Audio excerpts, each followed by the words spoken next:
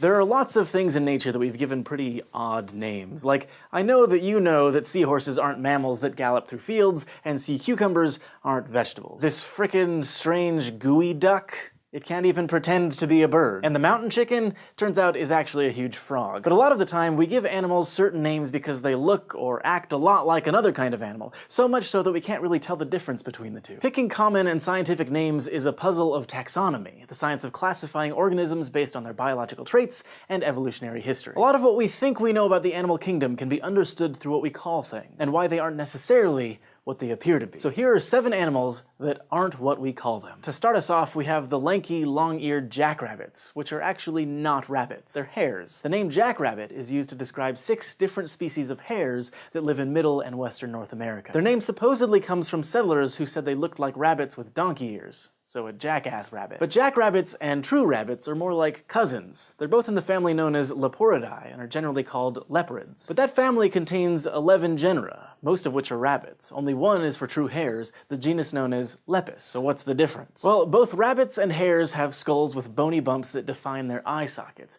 and teeth that grow constantly, kind of like rodents do. Plus, they both have 2 huge front teeth covered in enamel with 2 tiny teeth right behind them. And they do look similar. You know, short bushy tails, long ears, big hind legs, big feet. But here's the thing, some of these similarities might be partially because of convergent evolution. Over the past 12 to 16 million years, scientists think that some of their similar traits developed separately in different species of rabbits and hares rather than coming from a common ancestor. Eventually, researchers realized that jackrabbits are true hares, which ended up being an important distinction. Hares are more solitary animals than rabbits, for example. They don't build burrows or live in colonies, and they have different survival adaptations, like taller ears or longer legs to detect predators or run away. Also, hares don't reproduce like rabbits. Unlike rabbits, who have protected burrows, female hares give birth whenever they feel like it, out in the open, to babies who are born with full coats of fur and can start moving right away. Next up are the woolly white mountain goats, which, you guessed it, aren't goats. They're in the same subfamily as goats, known as Caprinae, which includes critters generally called caprids. But true goats are in the genus Capra, while mountain goats are the lone species in Oreamnos. All caprids are kind of stocky and have hooves that are built for rough terrain, with foot pads and stubby dew claws that can help some of them grip rocks. And they're sexually dimorphic, so males usually have bigger bodies and bigger horns than the females. But mountain goats are physically different from true goats. They have short black pointy horns and white fur.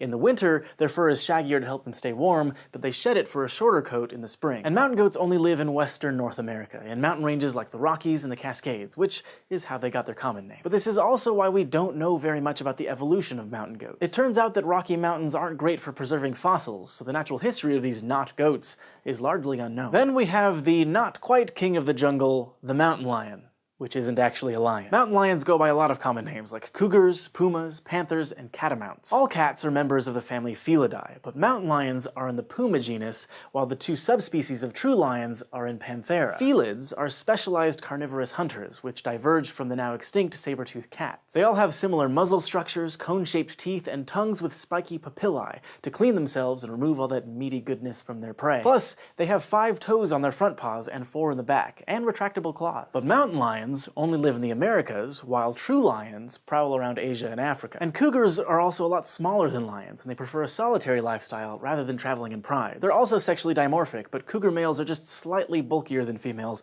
while male lions have that iconic mane. And they have different skull structures, specifically near the hyoid bone, which sits at the back of their tongue, and the larynx, which is an organ that helps them make sounds. Lions have stretchier vocal tissues and a less solid hyoid bone, which is why true lions can roar. Mountain lions, on the other hand, have a more solid hyoid and different tissues that make them purr instead, just like our kitty companions. Flying lemurs might remind you a little of King Julian from the Madagascar movies, but it turns out they're not even in the same order as lemurs. Lemurs are primates, while flying lemurs, also known as colugos, belong to the order known as Dermoptera. And they live in totally different parts of the world. Colugos mainly live in islands in Southeast Asia, like Borneo, Java, and the Philippines, whereas true lemurs are native to Madagascar and its nearby islands. The easiest way to tell them apart? Colugos glide with the help of a membrane called patagium that stretches between their chin, limbs, and tail. So even though they're in different parts of the mammal family tree, scientists do know that primates and flying lemurs are taxonomically related, along with the order that contains tree shrews. But they're still trying to figure out how they're related. Right now, it's mostly a mystery. But enough about mammals. How about a reptile? Take the king cobra. It's not actually the head of a snake monarchy, And it's not a cobra either. King cobras are alone in the genus Ophiophagus, and not Naja like true cobras, but they're all in the family Elapidae. True cobras roam on land and in water across Africa, the Middle East, and parts of Asia, while king cobras tend to hang out in India and Southeast Asia. All these snakes have short fangs on their upper jaw, and you probably don't want to get too close to any of them. Their venom is generally a fun mix of neurotoxins, which means it can mess up your nervous system, and cytotoxins, which means it can damage cells and tissues directly. Now, this name mix-up is also pretty understandable, since cobra comes from a Portuguese phrase for snake with a hood. In both types of snakes, the hood is actually made up of rib bones that the snakes can flare out using specialized muscles to look all scary as a first line of defense. But physically, the king cobra has a narrower hood than true cobras, and it has a chevron pattern on it instead of the characteristic design that looks like freaky eyes staring at you. The king cobra is also the longest of the venomous snakes. Plus, it's evolved different methods to regulate its venom secretion, so it injects more of a highly potent toxin than true cobras do to kill its prey. And finally, in addition to eating small vertebrates like its cousins do, the king cobra also straight up eats other snakes, to which I say, well played. Let's dive underwater for our next misnomer. Electric eels, but prepare to be disappointed because they're not actually eels. They're knife fish. Knife fish and eels are both bony fish with ray fins, which have thin bones and less muscle. But electric eels are actually in the order Gymnotiformes rather than true eels, which are in Anguilliformes. Most eels live in saltwater, although some live most of their lives in freshwater and return to the ocean to breed. So when someone discovered the long, tubular electric knife fish in the muddy rivers of South America, they probably just assumed it was an eel. Upon closer inspection, though, electric eels only have a big fin on the bottom and lack the dorsal one that true eels have. True eels can also get oxygen through their skin and gills, but electric eels live in such low oxygen waters that their gills aren't always enough. In those muddy rivers, they have to pop up to the surface to breathe air, using vascular tissues in the lining of their mouths that absorb oxygen, kind of like our lung tissue does. And most notably, electric eels are electric. They have special organs that can generate shocks up to 600 volts, enough to give a significant jolt to a human or snag some prey for dinner. That's what puts electric eels in the ranks of knife fish, because all knife fish can generate weak electric fields using similar organs. They use these fields to tell what's nearby, like food, predators, or other electric fish, and knife fish can even use them to talk to each other. We'll end with the super weird, super tough mantis shrimp.